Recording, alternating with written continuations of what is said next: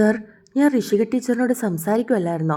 Sir ഇത്രമാത്രം ദേഷ്യപ്പെടാൻ ഞാനൊന്നും ചെയ്തില്ലല്ലോ. ബെന്നി തിരികെ അവനോട് ചോദിച്ചു. നീ ഒന്നും ചെയ്തില്ലേ? നീ അവളുടെ ആരാ?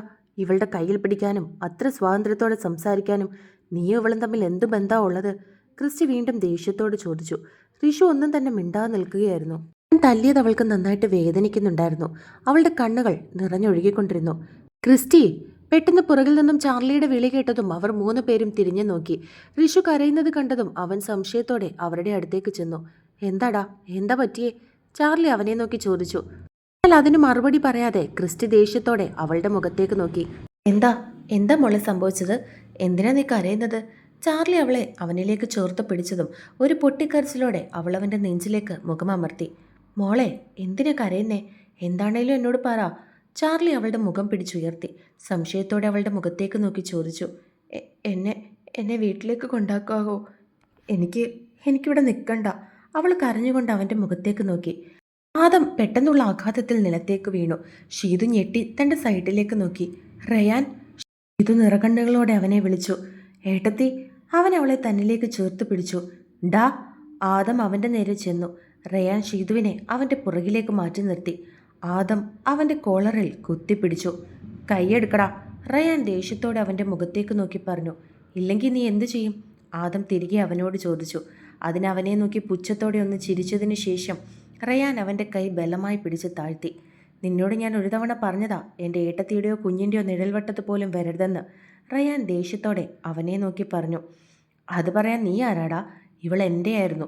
ഞങ്ങളുടെ ചോരയിൽ പിറന്നതാ എൻ്റെ കുഞ്ഞ്. അവരുടെ നിഴൽവെട്ടത്ത് പോലും വരരുതെന്ന് ആജ്ഞാപിക്കാൻ നിനക്കെന്താടാ അധികാരം? ആദം തിരികെ അവനോട് ചോദിച്ചതും മുഖമടച്ചൊരടിയായിരുന്നു അവന് തിരികെ കിട്ടിയത്. ആദം കവളിൽ കൈവച്ചുകൊണ്ട് തൻ്റെ മുൻപിലേക്ക് നോക്കി. ദേഷ്യം കൊണ്ട് വിറച്ചു നിൽക്കുകയായിരുന്നു റിയ. അവളുടെ കണ്ണുകളിൽ പകയായിരുന്നു. എൻ്റെ മുൻപിൽ നിൽക്കുന്നവനോട് വെറും പുച്ഛം മാത്രമായിരുന്നു. എന്നെങ്കിലും ഒരിക്കൽ നിങ്ങളെ കാണുമ്പോൾ ഒരെണ്ണം തരണമെന്ന് ഞാൻ മനസ്സിൽ നേരത്തെ കുറിച്ചിട്ടതാ. ഒരൊറ്റ തവണയെങ്കിലും നിങ്ങൾക്കിട്ടൊരെണ്ണം പൊട്ടിച്ചില്ലെങ്കിൽ എൻ്റെ ഷീതുവിനെ ഞാൻ ചേച്ചിയെപ്പോലെ കരുതുന്നതിൽ യാതൊരു അർത്ഥവുമില്ലാതെയാകും. അവൾ ദേഷ്യത്തോടെ അവൻ്റെ നേരെ കൈ ചൂണ്ടി. ഡി! ആദം ദേഷ്യത്തോടെ അവളുടെ അടുത്തേക്ക് ചെന്നതും റയാൻ അവളുടെ കയ്യിൽ പിടിച്ച് അവളെ ബാക്കിലേക്ക് മാറ്റി നിർത്തി. അവളെ എന്തെങ്കിലും ചെയ്താൽ താൻ വിവരം അറിയും. റയാൻ അവൻ്റെ നേരെ കൈ ചൂണ്ടി പറഞ്ഞു. ആദം ഷീതുവിൻ്റെ മുഖത്തേക്ക് നോക്കി. അവളാണെങ്കിൽ പേടിയോടെ നിൽക്കുകയായിരുന്നു. ഏട്ടത്തി വാ! അവനെ ഒന്നും കൂടി ഒന്ന് നോക്കിയതിന് ശേഷം റയാൻ അവളുടെ കയ്യും പിടിച്ച് അവിടെ നിന്നും പോകാൻ തുടങ്ങി. ആദം കവളിൽ കൈവച്ചുകൊണ്ട് ദേഷ്യത്തോടെ അവരെ 3 പേരെയും നോക്കി. ഷീതുവിന് വല്ലാത്ത ഭയം തോന്നി. ഏട്ടത്തി എന്തിനാ ഇങ്ങനെ പേടിക്കുന്നത്? അയാൾ ഏട്ടത്തി എന്ത് ചെയ്യാനാ? ഏട്ടത്തിക്ക് അയാളോടുള്ള ഈ പേടി കൊണ്ടാ അയാൾ ഏട്ടത്തിയോട് അങ്ങനെയൊക്കെ പെരുമാറുന്നത്. റയാൻ ഷീതുവിനെ നോക്കി പറഞ്ഞു. ഷീതു, നിനക്ക് പറയുന്നത് കൊണ്ട് ഒന്നും തോന്നരുത്. നീ ഇപ്പോൾ ചെയ്തുകൊണ്ടിരിക്കുന്ന വളരെ മോശമായിട്ടുള്ള ഒന്നാ. റിയ ദേഷ്യത്തോടെ നോക്കി പറഞ്ഞു. അത് കേട്ടതും ഷീതു ദയനീയമായി അവളെ നോക്കി. ഞങ്ങൾ വന്ന സ്ഥാനത്ത് ചാർലി ചായനായിരുന്നു അങ്ങോട്ടേക്ക് വന്നതെങ്കിൽ ഇങ്ങനെയാണോ സംഭവിക്കുന്നത്? ഇത് വലിയൊരു പ്രശ്നമായിട്ട് മാറിയാനേ. അത് മാത്രമാണോ? അങ്ങനെ നിന്നെ അയാളോടൊപ്പം കണ്ട ചാർലി ചായന് അത് എന്തുമാത്രം വിഷമമായിരിക്കുമെന്ന് നീ ഒരിക്കലെങ്കിലും ചിന്തിച്ചിട്ടുണ്ടോ? നീ എപ്പോഴും ഞങ്ങളോട് എല്ലാവരോടും പറയുന്നുണ്ടല്ലോ നിനക്ക് അയാളോട് വെറുപ്പാണെന്ന്. അങ്ങനെ വെറുപ്പുള്ള ഒരാൾ നമ്മുടെ മുൻപിൽ വന്ന് നമ്മളോട് അങ്ങനെ ബിഹേവ് ചെയ്യുമ്പോൾ ഇങ്ങനെ പ്രതികരിക്കാതെ നിൽക്കുന്നത് കൊണ്ട് എന്താ അർത്ഥമാക്കുന്നത്? നിനക്ക് ചാർലി ചായനെ വിഷമിപ്പിക്കണമെന്ന് തന്നെയാണോ ഷീതു? ഈ സംശയത്തോടെ അവളെ നോക്കി ചോദിച്ചു. മോളെ, നിനക്കറിയാവുന്നതല്ലേ കാര്യങ്ങൾ.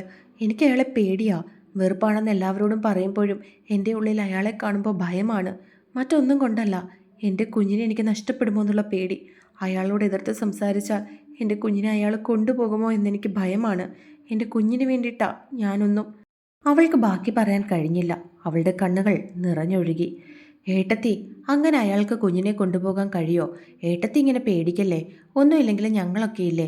നമ്മുടെ വീട്ടിൽ വന്ന് അയാൾ അങ്ങനെ കുഞ്ഞിനെ കൊണ്ടുപോകുമെന്ന് ഏട്ടത്തിക്ക് തോന്നുന്നുണ്ടോ?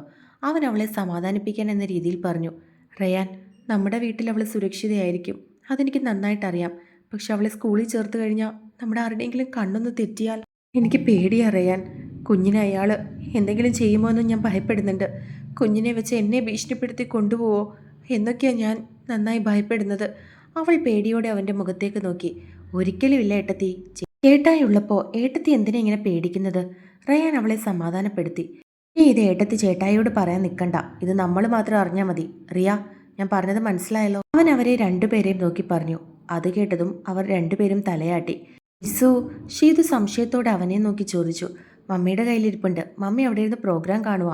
അവൻ പറഞ്ഞതും അവൾ തലയാട്ടി. ആ റിൻസിയുടെ പള്ളിയിലെ പ്രോഗ്രാമാണ് അടുത്തത്. ഇത് പറയാൻ വേണ്ടിയിട്ടാണ് ഞാൻ ഏട്ടത്തെ തിരക്കി വന്നത്. റിയ അവളെ നോക്കി പറഞ്ഞു. നമുക്ക് വീട്ടിലേക്ക് പോയാലോ? ഇച്ചായൻ എവിടെ? ഷീതു അവരെ രണ്ടുപേരെയും നോക്കി ചോദിച്ചു. അവൾ വല്ലാതെ പേടിച്ചിട്ടുണ്ടെന്ന് അവർക്ക് മനസ്സിലായി. ഏട്ടത്തി എന്തിനാ ഇങ്ങനെ വിഷമിക്കുകയും പേടിക്കുകയും ചെയ്യുന്നത്? ചേട്ടായി ഓഡിറ്റോറിയത്തിൽ ഇരിപ്പുണ്ട്. ഇപ്പം ഏട്ടത്തി തിരിച്ച് വീട്ടിലേക്ക് പോകണമെന്ന് പറഞ്ഞാൽ ചേട്ടായിക്ക് സംശയം തോന്നും. നമ്മൾ എന്തായാലും വന്നതല്ലേ, ഇനി പ്രോഗ്രാം എല്ലാം കണ്ടിട്ട് റിസൾട്ടും അറിഞ്ഞിട്ട് പോയാൽ മതി. അതുമാത്രമല്ല, ആ റിൻസിയുടെ പള്ളിയിലെ കുട്ടികൾ കളിക്കുന്നത് നമുക്ക് കാണണ്ടേ? അവൻ അവളെ നോക്കി ചോദിച്ചതും അവൾ ഒന്നും മിണ്ടിയില്ല. ചേട്ടത്തി വാ, നമുക്ക് ഓഡിറ്റോറിയത്തിലേക്ക് പോകാം. അവൻ പറഞ്ഞതും അവളും തലയാട്ടിക്കൊണ്ട് അവൻ്റെ ഒപ്പം നടന്നു. ക്രിസ്റ്റി, എന്താടാ സംഭവിച്ചത്? ചാർലി ദേഷ്യത്തോടെ അവനെ നോക്കി. ഞാൻ പറയാം സർ. ബെന്നി അവനെ നോക്കി പറഞ്ഞു. സർ, ഞാനും ഋഷിക ടീച്ചറും കൂടി ഇവിടെ നിന്ന് സംസാരിക്കുകയായിരുന്നു. ഞാൻ നിങ്ങളുടെ സ്കൂളിൽ തന്നെ പഠിപ്പിക്കുന്ന സാറാണ്. അതുകൊണ്ട് ടീച്ചറിനെ നല്ലതുപോലെ അറിയാം. ഇവിടെ വെച്ച് കണ്ടപ്പോൾ ഞങ്ങൾ ജസ്റ്റ് ഇവിടെ നിന്ന് സംസാരിച്ചു. അപ്പോൾ ക്രിസ്റ്റി സാറ് വന്ന് ദേഷ്യപ്പെടുകയും ടീച്ചറിനെ തല്ലുകയും ചെയ്തു. സത്യത്തിൽ അതെന്തിനാ ചെയ്തതെന്ന് ഞങ്ങൾക്ക് അറിയില്ല. ബെന്നി അവനെ നോക്കി. ക്രിസ്റ്റി, അവർ തമ്മിൽ സംസാരിക്കുന്നതുകൊണ്ട് ഇപ്പം എന്താ പ്രശ്നം? അതിന് നീ എന്തിനാ ഇവളെ തല്ലിയത്? നിനക്കെന്താ ഭ്രാന്താണോ? ചാർലി ദേഷ്യത്തോട് ചോദിച്ചു. എന്നാൽ അവനതിന് മറുപടിയൊന്നും പറഞ്ഞില്ല. താൻ പൊയ്ക്കോ, ചാർലി അവനെ നോക്കി പറഞ്ഞു. എന്നാൽ ബെന്നി നോക്കിയത് അവളെയായിരുന്നു. അവളാണെങ്കിൽ ഒന്നും മിണ്ടാതെ നിൽക്കുകയാണ്. ബെന്നി അവളുടെ അടുത്തേക്ക് ചെന്നു. അത് കണ്ടതും ക്രിസ്റ്റി ദേഷ്യത്തോടെ അവനെ നോക്കി. ചാർലി ക്രിസ്റ്റിയെ തന്നെ ശ്രദ്ധിക്കുകയായിരുന്നു. അവൻ അത്രയും മാത്രം ദേഷ്യം വരണമെന്നുണ്ടെങ്കിൽ എന്തോ അവിടെ സംഭവിച്ചിട്ടുണ്ടെന്ന് ചാർലിക്ക് മനസ്സിലായി. Teacher, sorry. ഞാൻ കാരണം ടീച്ചറിന് സംഭവിച്ചതിന് I am very very sorry. ഞാൻ മറ്റൊന്നും ഉദ്ദേശിച്ചിട്ടല്ലായിരുന്നു. ബട്ട് ക്രിസ്റ്റി സാർ എന്തൊക്കെയോ തെറ്റിദ്ധരിച്ചു. ബെന്നി അവളെ നോക്കി പറഞ്ഞെങ്കിലും അവൾ ഒന്നും മിണ്ടിയില്ല. ബെന്നി അവളെ ഒന്നും കൂടി ഒന്ന് നോക്കിയിട്ട് അവിടെ നിന്നും പോയി. ക്രിസ്റ്റി, എന്താടാ ഇത്? അവർ തമ്മിലൊന്ന് സംസാരിച്ചു എന്ന് കരുതി എന്താ സംഭവിക്കാൻ പോകുന്നത്? നീ എന്താ മറ്റെന്തോ ഇവിടെ നടന്നതുപോലെ പെരുമാറുന്നത്? ഇത് വീടല്ല, ഇതൊരു ഒഴിഞ്ഞ കോണായതുകൊണ്ട് അധികം ആരും കണ്ടില്ലെന്ന് പറയാം. ആരെങ്കിലുമൊക്കെ കണ്ടിരുന്നെങ്കിൽ ഇത് നാളെ മറ്റൊരു വാർത്തയായിട്ട് മാറില്ലായിരുന്നോ? അതിൻ്റെ നാണക്കേട് ഇവൾക്കും കൂടിയല്ലേ? എന്താടാ ഇതൊന്നും ചിന്തിക്കാത്തത്? വെറുമൊരു സംശയരോഗിയെ പോലെ പെരുമാറുന്നത് എന്തിനാ? അവർ തമ്മിൽ ഇവിടെ നിന്ന് സംസാരിക്കുമല്ലായിരുന്നോ? ചാർലി ദേഷ്യത്തോടെ വീണ്ടും അവനെ നോക്കി. അവർ തമ്മിൽ സംസാരിച്ചതുകൊണ്ട് എനിക്ക് ഒരു പ്രശ്നവുമില്ല ചാർലി. പക്ഷെ അവനെന്തിനാ ഇവളുടെ കൈ പിടിക്കുന്നത്? അത്രയും സ്വാതന്ത്ര്യം ഇവൾ കൊടുത്തിട്ടല്ലേ? ക്രിസ്റ്റി ദേഷ്യത്തോടെ അവളുടെ നേരെ കൈ ചൂണ്ടി. അതെ, ഞാൻ സ്വാതന്ത്ര്യം കൊടുത്തിട്ട് തന്നെയാണ് അയാളെൻ്റെ കൈ പിടിച്ചത്. അതിന് സാറിനിപ്പോൾ എന്താ പ്രശ്നം? ഞാൻ ആരാ സാറിൻ്റെ പെങ്ങളോ അതോ ഭാര്യയോ? ആരും അല്ലല്ലോ. വേറൊരുത്തന് സ്വന്തമായ എൻ്റെ കയ്യിൽ ആര് പിടിച്ചാലും സാറിന് നോവുന്നത് എന്തിനാ?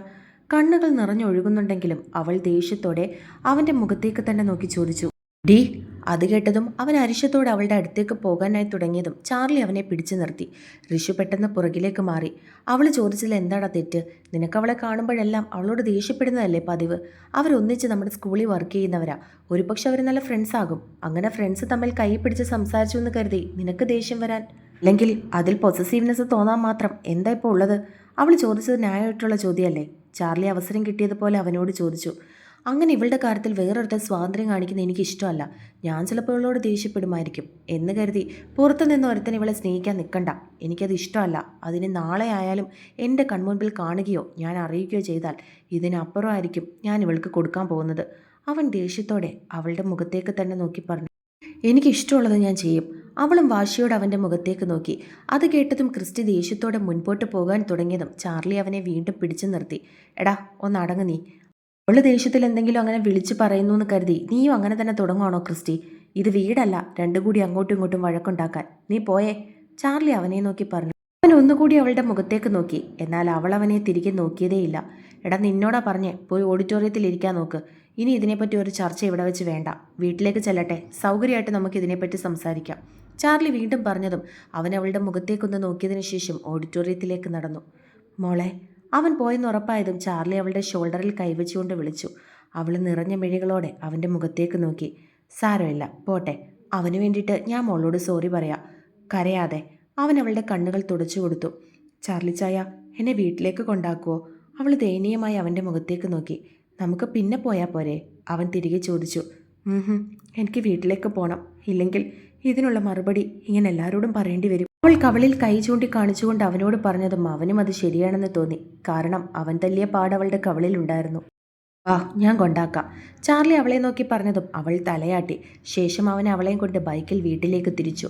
റയാനും റിയയും ഷീതുവും കൂടി ഓഡിറ്റോറിയത്തിലേക്ക് ചെന്നു. അപ്പോഴേക്കും റിൻസിയുടെ കുട്ടികളുടെ ടെസ്റ്റ് നമ്പർ വിളിച്ചിട്ടുണ്ടായിരുന്നു. റിൻസിയും സോണിയും മുൻപിൽ തന്നെ ഇരിപ്പുണ്ട്. ഷീതുവിന് വല്ലാത്ത ഭയം തോന്നി. ആദം അവിടെ എവിടെയെങ്കിലും ഉണ്ടോ എന്ന് അവൾ സംശയിച്ചു. അവൾ ചുറ്റിന് നോക്കിയെങ്കിലും അവനെ കണ്ടില്ല. ക്രിസ്റ്റിക്ക് ഓഡിറ്റോറിയത്തിലിരുന്നിട്ട് ഒരു സമാധാനവും കിട്ടുന്നില്ലായിരുന്നു. അവൻ പെട്ടെന്ന് ഫോൺ എടുത്ത് ചാർലിയെ വിളിച്ചു. എന്നാൽ അവൻ ഫോൺ അറ്റൻഡ് ചെയ്യുന്നുണ്ടായിരുന്നില്ല. റിഷു എവിടെ? റയാൻ സംശയത്തോടെ ക്രിസ്റ്റിയെ നോക്കി. അത് കേട്ടതും അവനും തിരികെ സംശയത്തോടെ റയാൻ്റെ മുഖത്തേക്ക് നോക്കി. ഞാൻ കണ്ടായിരുന്നു. അവൾ മുൻപിൽ നിന്നും ഇറങ്ങിപ്പോയപ്പോഴല്ലേ താങ്കളും ഇവിടെ നിന്ന് വാഷ്റൂമിലേക്ക് പോയിട്ട് വരാമെന്ന് പറഞ്ഞ് പോയത്. അവളെ കാണാൻ ഇറങ്ങിപ്പോയതെന്ന് എനിക്ക് മനസ്സിലായി. റയാൻ അവനെ കളിയാക്കുന്ന രീതിയിൽ പറഞ്ഞു. എന്നാൽ ആ നിമിഷം ക്രിസ്റ്റിയുടെ മനസ്സിൽ നിറയെ കരഞ്ഞു കലങ്ങിയ അവളുടെ മുഖമായിരുന്നു. പോകുന്ന വഴിയിൽ ചാർലി അവളോട് കാര്യങ്ങളൊക്കെ തിരക്കി. ബെന്നി അവളെ പ്രപ്പോസ് ചെയ്തതും അവൾ താല്പര്യമില്ലാന്ന് പറഞ്ഞതുമൊക്കെ അവൾ ചാർലിയോട് പറഞ്ഞു. എന്നാൽ ക്രിസ്റ്റിയെ പറ്റി അവൾ ഒരു അക്ഷരം പോലും മിണ്ടിയില്ല. ഷിതുവിനോടും റിയയോടും പറഞ്ഞിട്ട് വന്നാൽ മതിയായിരുന്നു. അവരോടൊന്നും മോള് പറഞ്ഞില്ലല്ലോ വീട്ടിലേക്ക് പോകുന്നത്. അവർ രണ്ടുപേരും നിന്നോട് അന്വേഷിക്കുന്നുണ്ടാകും. അവൻ അവളുടെ മുഖത്തേക്ക് നോക്കി പറഞ്ഞു. ഞാൻ വീട്ടിൽ ചെന്നിട്ട് അവരെ വിളിച്ചോളാം. അവൾ പറഞ്ഞതും അവൻ തലയാട്ടി. റിൻസിയുടെ കുട്ടികൾ മാർഗം കളി കളിച്ചു കഴിഞ്ഞിരുന്നു. അവർ ലാസ്റ്റ് ആയതുകൊണ്ട് അവരുടെ ഡാൻസ് കൂടി കഴിഞ്ഞതിന് ശേഷം റിസൾട്ട് പബ്ലിഷ് ചെയ്യുകയായിരുന്നു. ജഡ്ജസ് എല്ലാവരും അങ്ങോട്ടും ഇങ്ങോട്ടും ഇരുന്ന് ഓരോന്ന് പറയുകയും ആലോചിക്കുകയും ഒക്കെ ചെയ്യുന്നുണ്ട്. റിൻസിയാണെങ്കിൽ ദേഷ്യത്തോടെ ഷീതുവിനെയും റിയയെയും നോക്കുന്നുണ്ട്.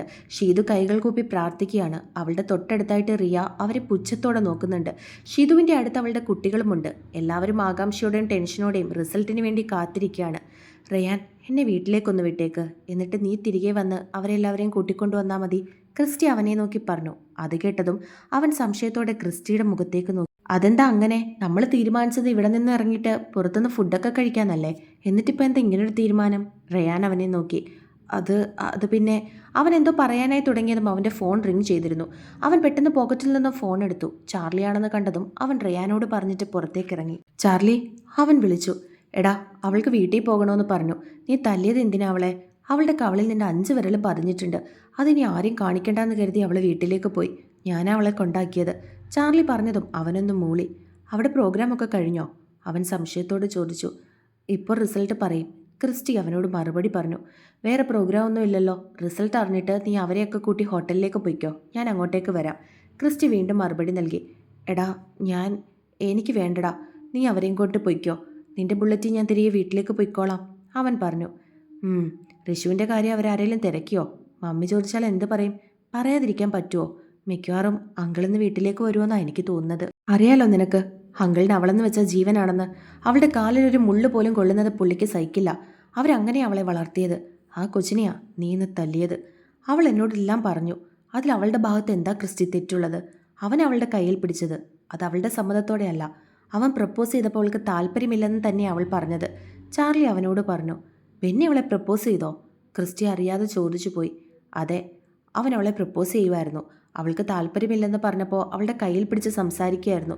വീട്ടിൽ വന്ന് ആലോചിക്കാമെന്നൊക്കെ പറഞ്ഞെന്ന് ചാർലി എല്ലാം അവനോട് പറഞ്ഞു. അത് കേട്ടതും ക്രിസ്റ്റി വല്ലാതെയായി. കാര്യമറിയാതെ അവളെ തല്ലിയതിൽ, അവളെ അങ്ങനെയൊക്കെ പറഞ്ഞതിൽ അവന് സ്വയം കുറ്റബോധം തോന്നി.